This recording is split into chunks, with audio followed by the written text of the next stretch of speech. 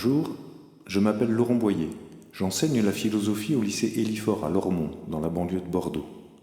Je vous présente Tuto Philo, une série de pratiques pour aborder la dissertation et l'explication de textes en philosophie. Ce 5e numéro veut vous montrer ce qu'il faut faire quand on veut expliquer. En quoi consiste une explication de texte ?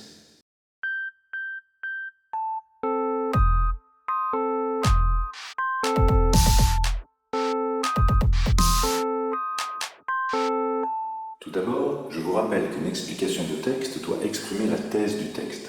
Tout cela vous est présenté dans le tuto philo numéro 1. Ensuite, il faut aussi exprimer le plan du texte. Cela vous est indiqué dans le tuto philo numéro 2. Ces deux éléments sont à poser dans l'introduction. Mais après l'introduction, il y a le développement. Et là encore, il faudra expliquer. Et la grande erreur, c'est de faire de la paraphrase.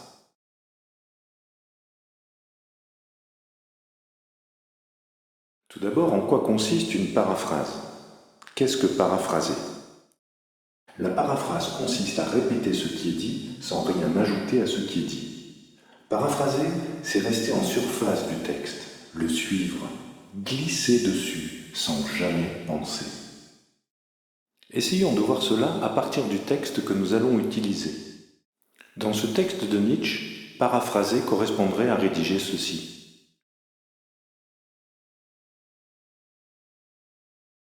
Voici une très belle paraphrase. On ne fait que répéter ce que dit le texte. Expliquer, ce n'est pas cela. Expliquer, c'est ouvrir un monde.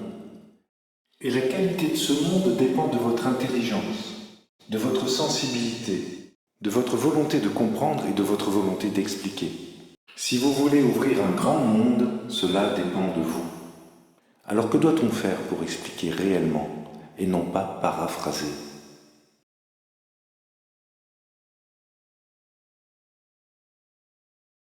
Je vous propose une métaphore pour comprendre cela. Imaginez que le texte soit une pièce dans laquelle vous entrez. Faire de la paraphrase consiste à décrire ce que l'on voit.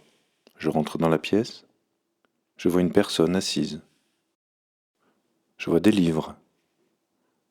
Je vois un tableau. Je vois un tableau rouge, un tableau bleu. Je vois des appareils photo. J'en vois 2 avec des étuis. Et là, dans un coin, tiens, une araignée. Voici maintenant en quoi consisterait une explication avec les mêmes images. Je rentre dans les bureaux du labo photo à la fabrique Paula. La responsable de l'atelier, Cathy, profite de sa présence ce dimanche pour attraper du travail en retard, du classement de photos. Sur la bibliothèque, il y a de la documentation, mais aussi des manuels indispensables pour apprendre. Quelques images devant le bureau qui montrent des exemples des travaux récents, mais voici des objets qui m'intriguent. Ce sont des appareils photo qui utilisaient des pellicules que l'on appelle couramment argentiques. Il y a là un réflexe, un 6.6 et un polaroid. Mais qu'est-ce que je vois dans un recoin ? C'est un pholque, une araignée domestique, dont la présence est le signe de l'absence d'insecticides et certainement de la rareté du ménage.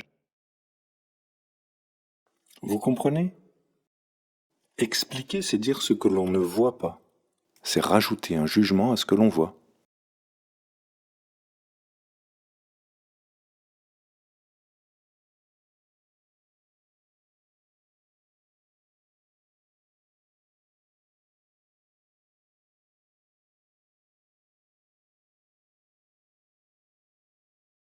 Ainsi, repérer la notion centrale, ou bien présenter la thèse d'un texte, c'est déjà expliquer et dire ce qui ne se voit pas, mais ce qui se comprend. De même, le plan du texte ne se voit pas, il se pense. Donc expliquer, c'est prendre un point de vue sur le texte et rentrer dans le détail du texte. Nous allons mettre cela en pratique avec ce texte de Nietzsche. D'abord le tuto 1.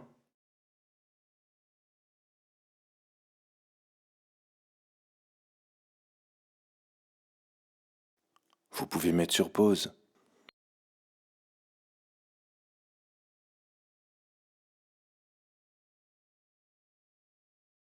Et puis le tuto 3.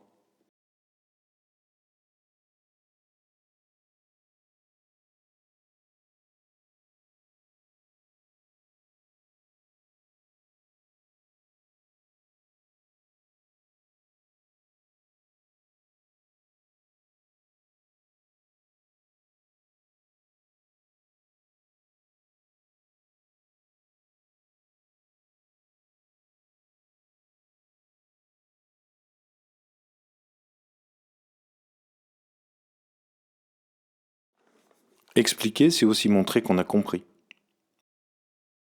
Il faut être explicatif. Comme si vous vouliez apprendre quelque chose à quelqu'un, pour que lui aussi comprenne. Voici maintenant un exemple d'un début de rédaction d'explication pour ce texte de Nietzsche.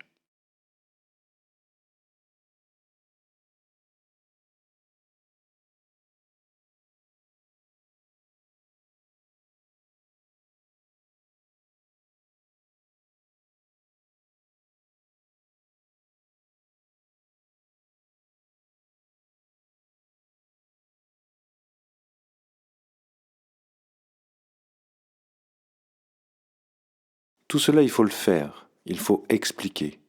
En intro, vous exposez la thèse, comme c'est indiqué dans le tuto 1. Vous exposez le plan, comme c'est indiqué dans le tuto 3. Et chaque fois que vous expliquez, vous montrez les sous-entendus, vous montrez la force philosophique. Vous essayez de comprendre et de montrer tout ce qui est à l'intérieur du texte. Et pour l'explication de détail, il faut regarder le tuto 7. Prenez votre temps. Et à bientôt pour un prochain tuto.